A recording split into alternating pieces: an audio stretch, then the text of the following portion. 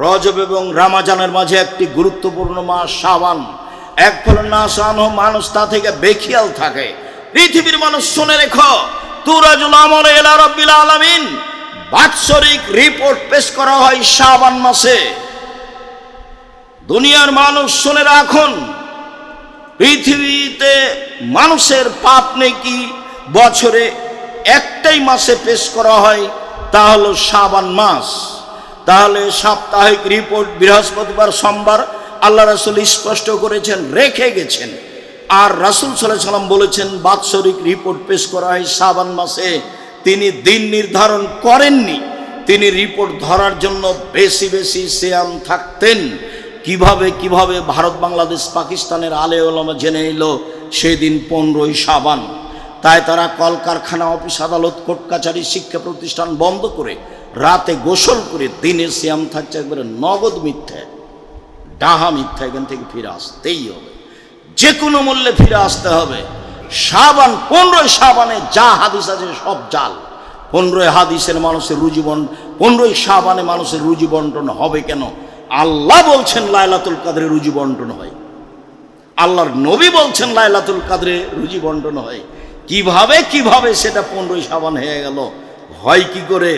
জাল হাদিসের দাপটে হলো, দলীয় দাপটে মানুষ জেলে গেছে, নিজেই জানে না আমি কেন জেলে।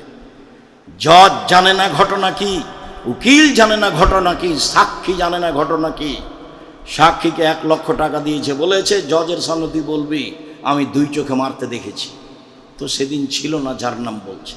ঠিক এইটা যেমন এই জাল হাদিসের সিয়ামও তেমন। রাসূল সাল্লাল্লাহু আলাইহি ওয়াসাল্লাম বেশি বেশি সিয়াম থাকতেন রিপোর্ট ধরার জন্য। আয়েশা রাদিয়াল্লাহু তাআলা আনহা বলেন, কানা নবী সাল্লাল্লাহু আলাইহি ওয়াসাল্লাম ইয়াসুমু শাবানা কুল্লাহু, আল্লাহর নবী পুরো শাবান সিয়াম থাকতেন।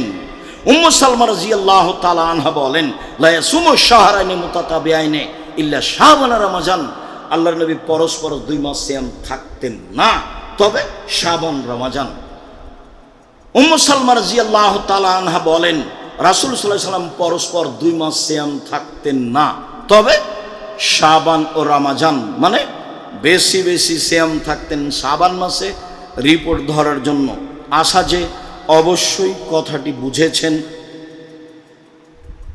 যে আমাদেরকে নফল সিয়াম পালন করতে হবে, একটি গুরুত্বপূর্ণ ইবাদত, এবং শাবান মাসে বেশি বেশি সিয়াম পালন করতে হবে, যেটা আজকের খুতবার মূল কথা। আজকের খুতবার মূল কথা আমি আপনাকে অনুরোধ জানাচ্ছি, আজ থেকে সিয়াম শুরু করুন, আগামীকাল থেকে আরম্ভ করুন। একটানা রাখেন কিছু 15-20টা, যা সহজ হয়। আর 1 তারিখ থেকে থাকলে 15 পর্যন্ত রাখেন, 15 পর্যন্ত একটা হাদিস পাওয়া যায়। অনুরোধ করে বলছি, আপনার জন্য ভালো হবে। ইবাদতের জগতে একেবারেই ব্যতিক্রম ইবাদত, যার বিনিময়ে আল্লাহ দিবেন। যতদিন বেঁচে আছেন ততদিন সুযোগ আছে, মারা গেলেও কি সুযোগ থাকবে? কারও নেই, কোনো দিন থাকে না। কে কি করবে তা একটু বাস্তব সমাজের অবস্থা দেখে বুঝতে পারছেন। চলে গেলে সব পথ বন্ধ হয়ে যাবে। আমি আপনি তো এটাকে বিশ্বাস করি যে মরলে বিচার হবে, এটুকু তো আমরা বিশ্বাস করি। আল্লাহ আছে এটা তো বিশ্বাস করি। মানুষকে কবরে রেখে আসছে, কবরে শাস্তি হয়, এটা তো আমরা বিশ্বাস করি। না দেখে মেনে নিয়েছি, তারই নাম ঈমান। তা আমরা তো এইভাবে বিশ্বাসী, তাহলে আমরা একটু চেষ্টা করি না?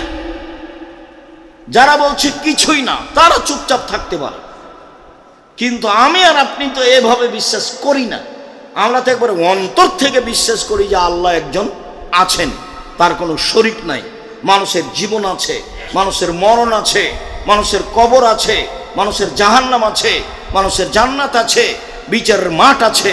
এগুলো তো আমরা বিশ্বাস করি, এতে আমাদের সন্দেহ নেই। যেহেতু সন্দেহ নেই, কাজে একটু চেষ্টা করি, এটা আমার আন্তরিক অনুরোধ। সম্মানিত দিনী ভাই বোন, এরপরে কয়েকটি জরুরি কথা আপনাদের সাথে। তার প্রথম কথা হলো এই যে গাড়ি অ্যাক্সিডেন্ট হয়েছিল, এ কথাই ঠিক। 8টা, 8:30টার দিকে গাড়ি বড় ধরনের ক্ষতিগ্রস্ত হয়েছে, এইটাই ঠিক। তা আল্লাহ আমাদেরকে একেবারেই নিরাপদে রেখেছেন, মানে আমি কোথাও ব্যথাও পাইনি। তো আলহামদুলিল্লাহ, আল্লাহর হাজারোবার আলহামদুলিল্লাহ বলি। তার শুকরিয়া আদায়ের জন্য আর কোনো ভাষা থাকলে সেটাও বলতাম, কিন্তু আমাদের তো আর কিছু জানা নাই। রাসূল সাল্লাল্লাহু আলাইহি সাল্লাম বিচারের মাঠে আল্লাহর প্রশংসার জন্য নতুন শব্দ আল্লাহ তাকে শিখিয়ে দিবেন, তখন সেই শব্দ দিয়ে আল্লাহর প্রশংসা, সেই শব্দ দিয়ে মুহাম্মদ সাল্লাল্লাহু আলাইহি সাল্লাম আল্লাহর প্রশংসা করবেন। এখন আমাদেরকে আল্লাহর নবী শিখিয়ে দিয়েছেন আলহামদুলিল্লাহ, আফজালুদ দুআয়ে আলহামদুলিল্লাহ। অতিরিক্ত আমরা সিজদায় শুকর আদায় করতে পারি, আল্লাহ তোমার শুকরিয়া আদায় করি সিজদা করে, যা তোমার মুহাম্মদ সাল্লাল্লাহু আলাইহি সাল্লাম আমাদের নিয়ম বলে গেছেন যে খুশি হলে মানুষ সিজদা করে শুকরিয়া আদায় করতে পারে। এটা একটা পদ্ধতি রাসূল সাল্লাল্লাহু আলাইহি সাল্লামের পক্ষ থেকে। তারপরের কথা, লন্ডন সফরে যেটা বুঝলাম, এর আগেও বুঝেছিলাম, একদিন বলেছি, তাতে মানুষের যেটা আদব কায়দা চাল চলন, যেটা রাসূল সাল্লাল্লাহু আলাইহি সাল্লাম বলেছেন, এটা তারা নিয়েছে। আর তাদের নিতে এবং মানতে সমস্যা নেই, এই জন্য যে তাদের কাছে শয়তান নেই। শয়তান তো ওখানে কোনো কাজ পায় না, কি করবে তাকে? পর্দাতে চালালেই কি, নামাজ পড়ালেই কি, আর না পড়ালেই কি, ওখানে কোনো কাজ নাই তাদের। তখন শয়তান ওদেরকে আর বিরক্ত করে না, একবারে সব সুন্দর নিয়মকানুন তারা নিয়েছে। কোনো সময় কেউ কারো ক্ষতিতে চলে না। একটা মেয়ে 22 হাতের বোরখা পরে সারা রাত সারাদিন হাঁটলে কেউ তার সাথে মজাকীয় কথা বলবে না। মজাকীয় কথা বলে যদি, আর যদি অভিযোগ করা হয় 18 বছর জেল হবে। আমাদের রাস্তাঘাটে তো নগ্ন হয়ে মেয়ে চললে সারাদিনে তাকে কত কে বলছে। এই যদি খালি গায়ে চলে, কাপড় ছাড়াই যদি চলে, সারা দিন রাত চললে কেউ তাকে কোনো কথা বলতে পারবে না, বললেই জেল হবে। সব নিয়ম রাসূল সাল্লাল্লাহু আলাইহি সাল্লাম বলেছেন, একেবারে মদিনা থেকে পায়ে হেঁটে একজন মহিলা চলে যাবে সিরিয়া, কেউ তাকে রাস্তায় বাধা দেবে না, এমন একদিন চলে আসবে। এই নিয়মটা তো মুসলমানের আসা উচিত, এটা ওরা নিয়ে নিচ্ছে। কাপড় ছাড়াই চললেই কেউ তাকে কিছু বলে না, সবাই নিজের মতো চলে। তো প্রয়োজন ছিল আদর্শ আমাদের গ্রহণ করা, শিষ্টাচার আমাদের গ্রহণ করা। শয়তানও আমাদেরকে বিরক্ত করছে, আর ওরাও শয়তানের সাথে সাথ দিয়ে সব সমস্যা আমাদের উপরে চাপিয়ে দিচ্ছে, যেগুলো থেকে বেঁচে থাকা আমাদের খুবই জরুরি, যদিও খুবই জটিল। বেঁচে থাকা খুবই মুশকিল।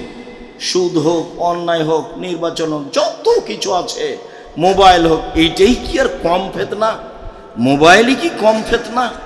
টিভি কি কম ফেতনা? দিন রাত ল্যাংটামে আপনার সামনে নাচছে, আপনিও তো মানুষ। আপনার হাতে মোবাইল আছে, দেখলে আপনার অন্তর পরিবর্তন হবে, এত বড় মোবাইলে না জানি কি আছে। তখন ওই হেডলাইন লিখাই হলো, অবিবাহিত ছেলে মেয়ের পড়া নিষেধ, অবিবাহিত ছেলে মেয়ের পড়া নিষেধ। ওই মোবাইল দেখলেই মনে হবে দেখি এতে কি আছে, যেটাতে আপনি ভালো বিশ্বাসী। আমি তো ব্যবহার করতে জানি না, কাজে আমি অত বিশ্বাস করতেও পারি না, আমি খালি শুনেই বলছি। আপনি ব্যবহারও করতে পারেন, আপনি ফাংশনও বুঝেন, বিপদে পড়েছেন, আল্লাহ দয়া করো, আল্লাহ তুমি সর্বশক্তিমান, সব তুমি কিছু করতে পারো। শেষের কথা, আপনার খুব ভালো জানা আছে যে আমাদের এই দাওয়া সেন্টার ভাড়া নেওয়া আছে।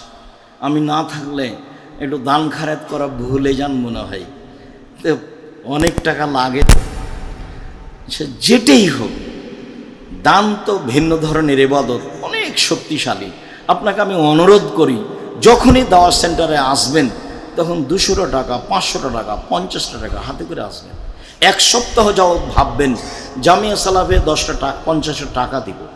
আপনাকে আমি বলছি, আমার একেবারেই সন্দেহ নাই, সরিষা সম পরিমাণ সন্দেহ নাই।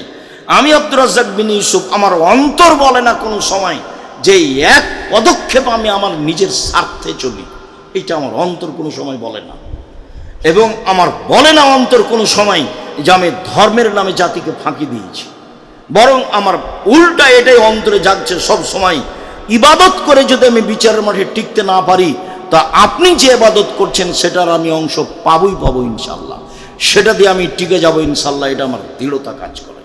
মানে আমার এই দীর্ঘ লম্বা জীবনে 37 বছরে আমি ধর্মের বিপরীত বা স্বার্থে কোনো কথা বলিনি, চূড়ান্ত সঠিক ধর্ম ছাড়া যতক্ষণ পর্যন্ত আমি না বুঝেছি এটা চূড়ান্ত নয়, ততক্ষণ পর্যন্ত আমি বলার চেষ্টা করি না।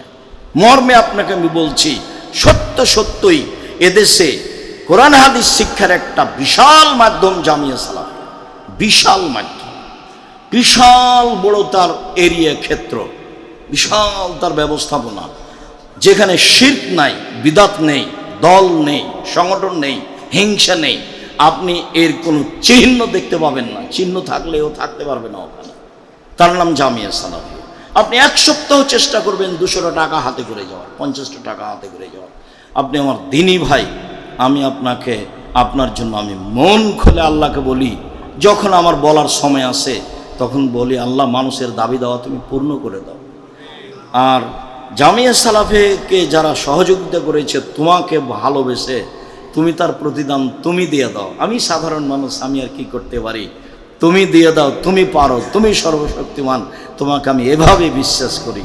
আমি আপনারটা বলতে থাকি, এখন আপনি আপনারটা কত দূর করেন সেটা আপনার বুঝ, আপনি ক্ষতিগ্রস্ত হন, এইটা আমি আপনার দিনী ভাই হিসাবে আমি আব্দুর রাজ্জাক বিন ইউসুফ চাই না। এ ব্যাপারে আল্লাহ তাআলা বলেন, ইয়া আইয়ুহাল্লাযীনা আমানু কুতিবা আলাইকুমুস সিয়াম কামা কুতিবা আলাল্লাযীনা মিন ক্বাবলিকুম লাআল্লাকুম তাত্তাকুন। পৃথিবীর মানুষ শোনো, তোমাদের উপরে রমজান মাসের সিয়াম ফরজ করা হয়েছিল, যেমনভাবে পূর্বের জনগণের প্রতি সিয়াম ফরজ করা হয়েছিল। আমাদের উপরে সিয়াম ফরজ অত্র আয়াতে বোঝা যায় রমজান মাসে। আর অতীতে যারা চলে গেছেন নবী রাসূল জনগণ, তাদের উপরেও সিয়াম ফরজ ছিল। তা কতদিন ছিল, কিভাবে, তা স্পষ্ট উল্লেখ হয়নি, তবে সিয়াম তাদের উপরে ফরজ ছিল, এ কথা আল্লাহ তাআলা বলেন। সিয়াম এমন একটি ইবাদত যার অত্র আয়াতের শেষে রয়েছে যে যাতে করে তোমরা পরহেজগার হতে পারো, তাকওয়াশীল হতে পারো। এটা একটা বড় মাধ্যম, যার কারণে রাসূল সাল্লাল্লাহু আলাইহি সাল্লাম বলেছেন, ইয়া মাশারাস শাবাব মান ইসতাতা মিনকুমুল বাত ফালিয়াতাজাওয়াজ। যুবকেরা শোনো, তোমাদের যদি শারীরিক ক্ষমতা থাকে, তোমাদের যদি মোহরের ব্যবস্থা থাকে, তোমাদের যদি বাড়িঘরের ব্যবস্থা থাকে, তাহলে বিবাহ করো। এটা আদেশ। কেন? ফাইন্নাহা আগাজুলিল বাসার আহসানুলিল ফারজ। বিবাহ করলে বিবাহের মাধ্যমে মানুষের চক্ষু নিচু হয়, অশ্লীল কাজ দেখতে চায় না, আর লজ্জা স্থানে হেফাজতে থাকে। ফাইনলাম ইসতাতে, যদি শারীরিক ক্ষমতা না থাকে, আর্থিক ক্ষমতা যদি না থাকে, বাড়িঘর যদি না থাকে, ফালাইহি বিসম, তাহলে সে যেন সিয়াম থাকে। ফিনাল্লাহু বেজা, সিয়াম হচ্ছে তার যৌবনকে দমিয়ে রাখার মাধ্যম। যেসব গতিবিধিতে মানুষ পাপ করবে, সিয়াম থাকলে সেটা কমে যায়, স্বাভাবিকভাবে কমে যায়, তখন আর ওই খেয়াল মানুষের ভিতরে তেমন আসে না। সিয়াম আসলেই শারীরিকভাবে একটি ব্যতিক্রম ইবাদত, মানুষকে অন্যায় থেকে ঠেকে রাখার ব্যাপারে একটি ব্যতিক্রম ইবাদত, আর ফলাফল হিসাবেও ব্যতিক্রম ইবাদত, যার নির্ধারিত কোনো নেকি নাই। নেকি মানে জান্নাত। আজকের আলোচনায় নফল সিয়াম। আবু সাঈদ খুদরি রাদিয়াল্লাহু তাআলা আনহু বলেন, রাসূল সাল্লাল্লাহু আলাইহি সাল্লাম বলেছেন, মান সামা ইয়াওমান ফি সাবিলিল্লাহ বা'দাল্লাহু আজহানুন নারি সাবিনা খরিফা। কেউ যদি আল্লাহকে সন্তুষ্ট করার জন্য একদিন সিয়াম থাকে, তাহলে আল্লাহ তাআলা তাকে জাহান্নাম থেকে 70 বছরের পথ দূরে সরিয়ে দিবেন। সিয়াম পালন করে নেকি হলো না জাহান্নাম থেকে দূরে সরে গেল? জাহান্নাম থেকে দূরে সরে গেল। আব্দুল্লাহ ইবনে আমর ইবনে আব্বাস রাদিয়াল্লাহু তাআলা আনহু বলেন, রাসূল সাল্লাল্লাহু আলাইহি ওয়াসাল্লাম বলেছেন, মান সামা ইয়াওমান ফি সাবিলিল্লাহ বুইদাত মিনহা নারু মাসিরাতা মিয়াতে আম। কেউ যদি আল্লাহকে সন্তুষ্ট করার জন্য একদিন সিয়াম থাকে, তাহলে জাহান্নামকে তার থেকে 100 বছরের পথ দূরে সরিয়ে দেওয়া হবে, জাহান্নামই সরে যাবে। উমামা বাহিলি রাদিয়াল্লাহু তাআলা আনহু বলেন, রাসূল সাল্লাল্লাহু আলাইহি ওয়াসাল্লাম বলেছেন, মান সামা ইয়াওমান ফি সাবিলিল্লাহ জালাল্লাহু বাইনাহু ওয়া বাইনান নারি খান্দাক কামা বাইনাস সামাই ওয়াল আরজ। কেউ যদি আল্লাহকে সন্তুষ্ট করার জন্য একদিন সিয়াম থাকে, তাহলে তার মাঝে আর জাহান্নামের মাঝে একটি গর্ত খনন করা হবে, যে গর্তের ব্যবধান হবে আকাশ জমিনের ব্যবধান, মানে লোকটাকে জাহান্নাম থেকে সরিয়ে দেওয়া হবে 500 বছরের পথ। তাহলে আমরা এক হাদিসে বুঝতে পারলাম, সিয়াম পালন করলে মানুষ জাহান্নাম থেকে সরে যাবে 70 বছরের পথ। সিয়াম পালন করলে মানুষ জাহান্নাম থেকে সরে যাবে 100 বছরের পথ। সিয়াম পালন করলে মানুষ জাহান্নাম থেকে সরে যাবে 500 বছরের পথ। সব ফলাফলে, সব হাদিসের ফলাফলে জাহান্নাম থেকে সরে যাবে মানে কি? জাহান্নামে যাবে না। তো কোনো হাদিসে কি বলা হলো 500 নেকি পাবে, 2000 নেকি পাবে? রাসূল সাল্লাল্লাহু আলাইহি সাল্লাম বলেছেন যে কেউ যদি জানাজাতে যায় তাহলে 1 কেরাত নেকি, আর যদি মাটি দেওয়া পর্যন্ত থাকে তাহলে 2 কেরাত নেকি। তাহলে 1 কেরাত কত? বলে উহুদ পাহাড়ের সমান। তো উহুদ পাহাড় কত? বলে 4 কিলোমিটার প্রশস্ত, 8 কিলোমিটার লম্বা, নিচে কত আছে মানুষ জানে না। তাহলে তার একটা পরিমাণ বলা হলে যে নেকি পাবে এত নেকি। তার এমনিতেই যে কোনো ভালো কাজে 10 নেকি, যে কোনো ভালো, যে আসসালামু আলাইকুম বললেন 10 নেকি হয়ে গেল। রাস্তা থেকে একটা জিনিস সরিয়ে দিলেন 10 নেকি হলো। কাউকে বললেন যে তুমি ভালো কথা বলো, মন্দ কথা বলো না, 10 নেকি হয়ে গেল। এটা বাড়তেই থাকবে, বাড়তে বাড়তে 700 আরও, মানে নেকি। কিন্তু সিয়াম পালন করে এ পর্যন্ত যা আমরা বুঝলাম তাতে নেকি বোঝা গেল না, বোঝা গেল যে জাহান্নাম সরে যাচ্ছে আমার থেকে, তার মানে জান্নাত চলে আসছে, ফলাফলে জান্নাত পাবো। সম্মানিত দিনী ভাই বোন, বলছিলাম নফল সিয়াম মানুষের জীবনে একটি গুরুত্বপূর্ণ ইবাদত। আবু হুরায়রা রাদিয়াল্লাহু তাআলা আনহু বলেন, রাসূল সাল্লাল্লাহু আলাইহি ওয়াসাল্লাম বলেছেন, আসসিয়ামু জুন্নাহ মিনান নার ওয়া সিয়ামু হিসনুন হাসিনুন মিনান নার। সিয়াম হলো ঢাল, বিপদের সময় যা দিয়ে বাঁচা যায় তাকে ঢাল বলা হয়। শত্রু পক্ষ থেকে বোমা বা কিছু আসছে, এইটাকে ঠেকিয়ে সাগরে ফেলে দেওয়া হয় যার মাধ্যমে, তাকে বলা হয় ঢাল।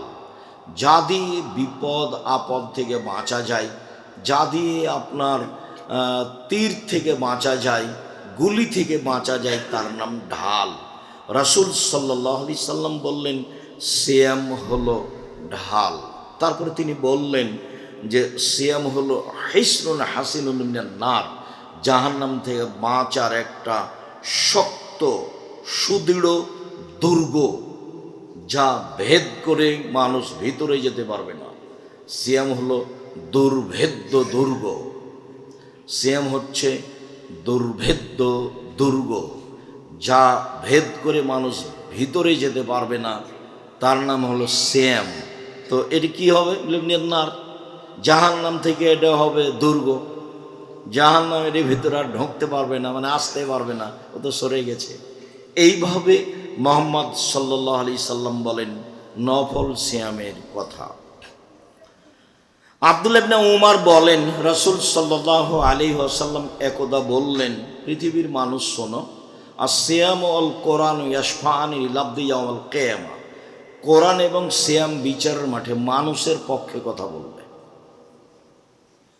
সিয়াম এবং কোরআন বিচারের মাঠে মানুষের পক্ষে কথা বলবে। কয়েকটা জিনিস বিচারের মাঠে আপনার পক্ষে কথা বলবে, তার একটা হলো আঙ্গুল। যদি আঙ্গুলে তাসবিহ গণনা করা হয়, তাসবিহ দানায় তাসবিহ গণনা করার কোনো প্রমাণ নেই। যারা খেজুরের বীজ গণনা করছিলেন রাসূলের সামনে এক মহিলা, ওটা দিয়ে তাসবিহ প্রমাণ করতে চেয়েছে, হাদিসটি জাল বা নিতান্তই জৈব, সেটা দলিল হিসাবে পেশ করা যাবে না। রাসূল সাল্লাল্লাহু আলাইহি ওয়াসাল্লাম ডান হাতের আঙ্গুলে তাসবিহ গণনা করতেন। কোন দিক থেকে এর প্রমাণ নাই, যেদিক থেকে আপনার সুবিধা হয়। আঙ্গুলে তাসবিহ গণনা করলে আঙ্গুল বিচারের মাঠে কথা বলবে, মুরব্বীগণ আমাকে বলেন, আব্দুর রাজাক সাহেব, আমার তো বয়স বেশি হয়ে গেছে, আমি তো আঙ্গুলে তাসবি গণনা করলে ভুল হয়ে যায়, তাসবি দানায় তাসবি গণনা করলে ভুল হয় না। শোনেন, মরা পর্যন্ত যদি একদিনও ঠিক না হয় তবুও নেকি হবে। কেন? এটাই রাসূল সাল্লাল্লাহু আলাইহি সাল্লামের পদ্ধতি, তাসবি দানা পদ্ধতি নয়। এবং তাসবি দানায় তাসবি গণনা করলে আঙ্গুল বিচারের মাঠে আপনার কথা বলবে না, কেননা সেটা তো আঙ্গুলে হয়নি।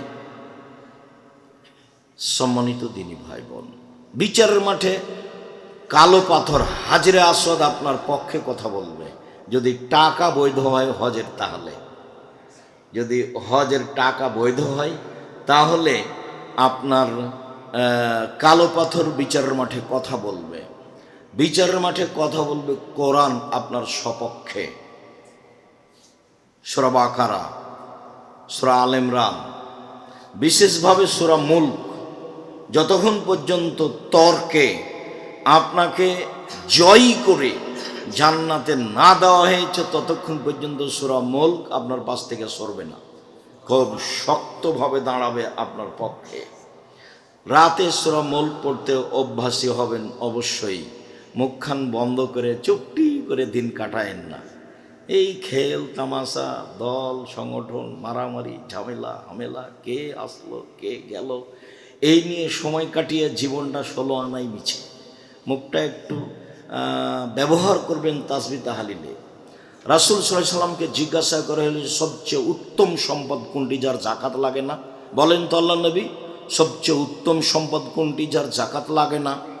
বলেন তো আল্লাহ রাসূল, সবচেয়ে উত্তম সঞ্চিত সম্পদ কোনটি যার জাকাত লাগে না? তখন রাসূল সাল্লাল্লাহু আলাইহি সাল্লাম বলছেন, শোনো, আফজালুল মাল, সবচেয়ে উত্তম সম্পদ, সঞ্চিত সম্পদ যার জাকাত লাগে না তা হচ্ছে লিসানুন যাকির, ওই জিহ্বা, যে জিহ্বা আল্লাহকে ডাকে, ওই জিহ্বা যে তাসবিহ তাহলিল জিকির আজকার করে।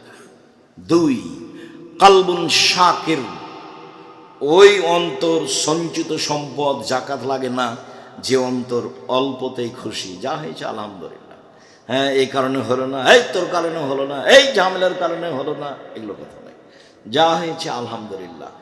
এই অন্তর হচ্ছে সঞ্চিত সম্পদ।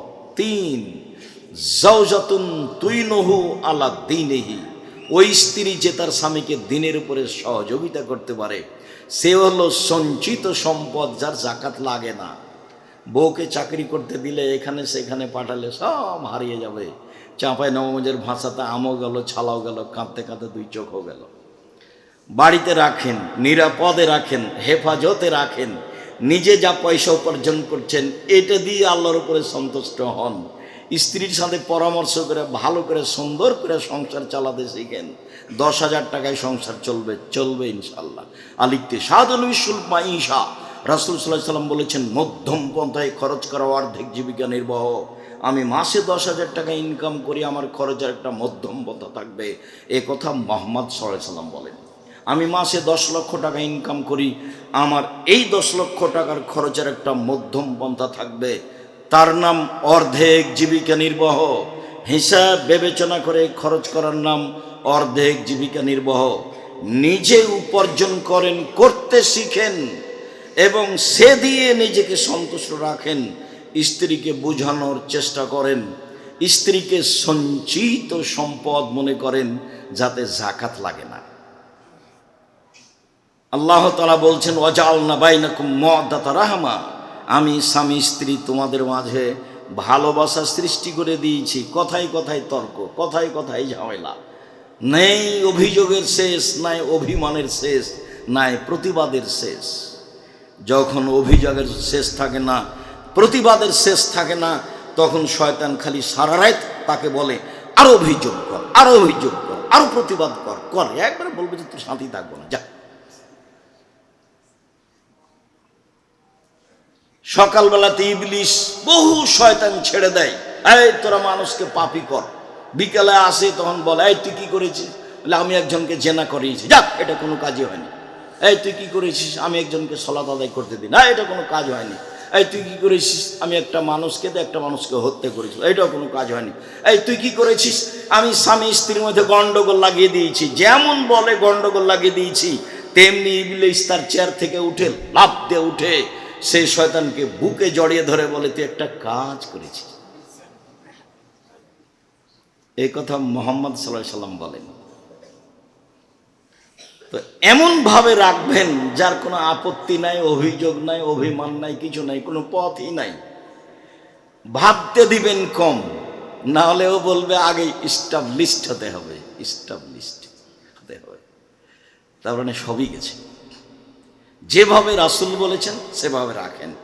যে মানের তুমি খাও সে মানের খাওয়াবা, তুমি যে মানের পড়ো সে মানের পড়াবা, তুমি তাকে কটু কথা বলবা না, তুমি তার মুখে মারবা না, তুমি তাকে তোমার বাড়ি ছাড়া কোথাও যেতে দিবা না, কোথাও থাকতে দিবা না। তা আপনার চোখের সামনে ভ্যানিটি ব্যাগ নিয়ে বাজারে চলে যায়। আচ্ছা, এরকম বাজারে যদি মহিলা মানুষ আসে তো আর ব্যাগের শেষে দেখবেন একটা টাকাও নেই, মানে তো বুদ্ধি কম, যা আছে সব নিয়ে যাবে।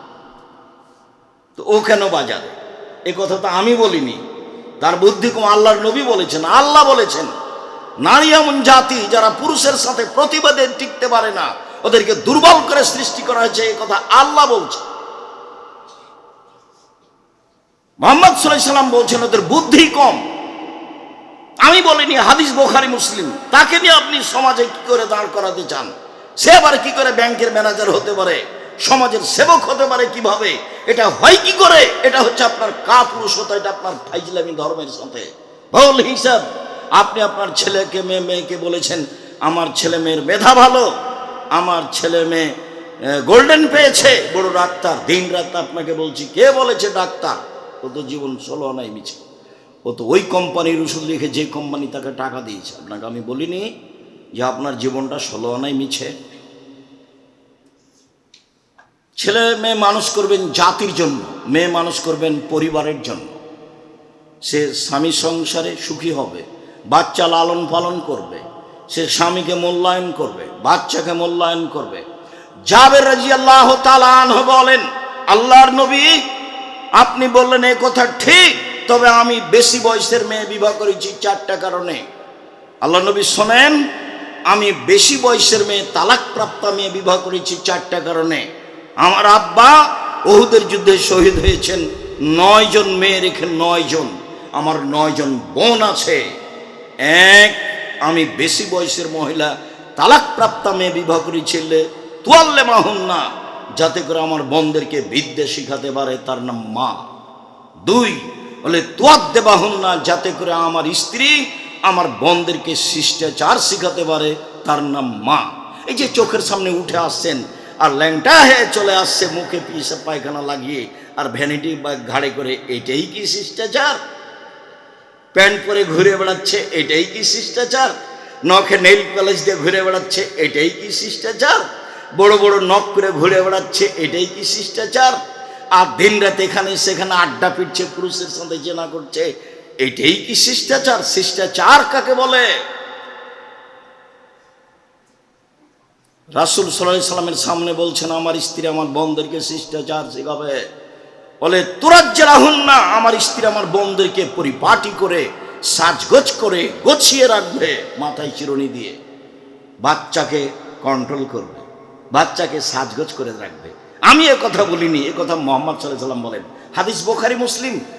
বাড়িঘর সাজাবে এটা স্ত্রীর কাজ, বাচ্চাকে সাজাবে এটা স্ত্রীর কাজ, বাচ্চাকে সুন্দর করে রাখবে এটা স্ত্রীর কাজ। হাদিস তো বুখারী মুসলিম।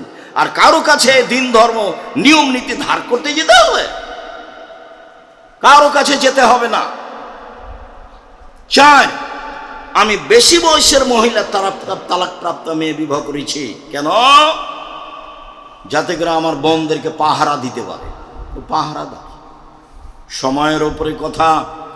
সম্মানিত দিনী ভাই বোন, রাসূল সাল্লাল্লাহু আলাইহি সাল্লাম বলেছেন সিয়াম বিচার মাঠে আপনার পক্ষে কথা বলবে, বলবে প্রতিপালক আমি ওকে দিনে খেতে দিনি, দিনে ওকে আমি ইচ্ছা মতো চলতে দিনি, প্রবৃত্তি অনুযায়ী চলতে দিনি, তুমি আমার কথা শোনো, ওকে জান্নাতে দাও। আল্লাহ বলবেন ঠিক আছে, জান্নাতে দিলাম। সাহাল ইবনে সাদ রাদিয়াল্লাহু তাআলা আনহু বলেন রাসূল সাল্লাল্লাহু আলাইহি সাল্লাম বলেছেন আল জান্নাত লাহা সামানিয়াত আবওয়াব, জান্নাত তার জন্য 8টি দরজা রয়েছে। মিনা বাবুন ইসামার রায়ান, তার একটি দরজার নাম হচ্ছে রায়ান। রায়ান মানে পানি পান করে তৃপ্তি লাভ করা। লায়াত খোলা ইল্লা সায়েমুন, এই দরজা দিয়ে সিয়াম পালনকারী ব্যতীত কেউ প্রবেশ করতে পারবে না।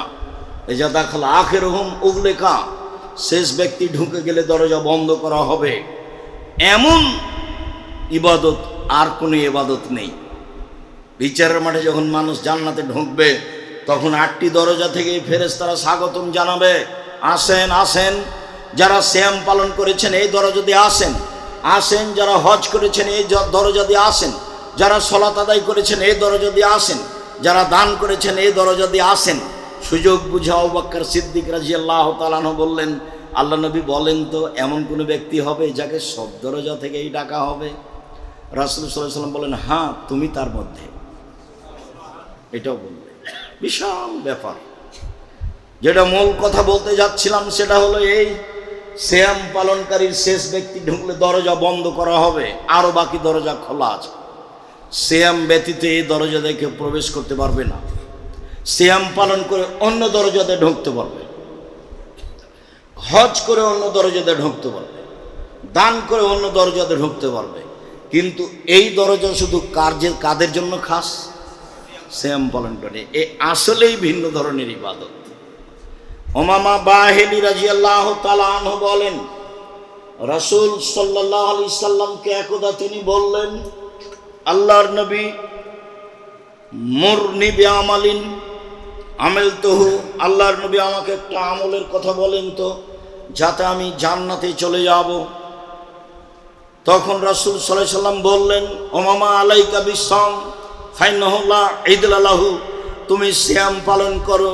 ইবাদতের জগতে সিয়ামের সমপর্যায়ের কোনো ইবাদত নেই। এইটা সিয়াম আর এইটা সলাত। যদি বলি সলাত সিয়ামের সমপর্যায়ের ইবাদত তাহলে ভুল হবে। এইটা সিয়াম আর এটা হলো হজ। যদি বলি যে হজ সিয়ামের সমপর্যায়ের ইবাদত তাহলে ভুল হবে। যদি এইটা দান আর এইটা হলো সিয়াম, যদি বলি দান সিয়ামের সমপর্যায়ের ইবাদত তাহলে ভুল হবে। কেন? মুহাম্মদ সাল্লাল্লাহু আলাইহি সাল্লাম বললেন সিয়ামের সমপর্যায়ের ইবাদত পৃথিবীতে নেই। আবার তিনি বলছেন, আলাইকা বিসসাম, ও মামা তুমি সিয়াম পালন করো। ফাইন্নাহু লা মিসলা লাহু, সিয়াম এমন একটি ইবাদত যার মতো কোনো ইবাদত পৃথিবীতে নেই। এতক্ষণ ছিল সমপর্যায়ের, এবার বলছেন মতো, যার মতো কোনো ইবাদত নেই, তার নাম সিয়াম। সম্মানিত দিনী ভাই বোন, রাসূল সাল্লাল্লাহু আলাইহি সাল্লাম যা বলেন তাতে সিয়াম আসলে একটি ভিন্ন ধরনের ইবাদত যা অন্য ইবাদতের সাথে মিল খায় না। আবু হুরায়রা রাদিয়াল্লাহু তাআলা আনহু বলেন, রাসূল সাল্লাল্লাহু আলাইহি সাল্লাম একদা বললেন, কুল্লু আমাল ইবনে আদম ইজাবুল হাসানাতু বিআশরি আমসালিহা ইলা 700 যায়ফ, আদম সন্তানের সব নেকি করলেই 10, যা করবেন 10, এক নেকি লিখা হয়। যেখানে এক নেকির কথা এসেছে সেটা এক মানে 10, লিখবেই 10। তারপর ফেরেশতাদের বলবেন বাড়াও বাড়াও বাড়াও, 700 পর্যন্ত বাড়াও, আরো বাড়াও, বাড়াতে থাকো। তবে সিয়াম, আল্লাহ তাআলা বলছেন পৃথিবীর মানুষ মনে রেখো, ইল্লা সাম ফাইনাহু লি ওয়া আনা আজিজ বিহি, সিয়াম আমার জন্য প্রতিদান আমি দিব। সিয়াম আমার জন্য প্রতিদান আমি দিব, এই কথা আল্লাহ তাআলা বলেন। আমার কারণ বলছেন,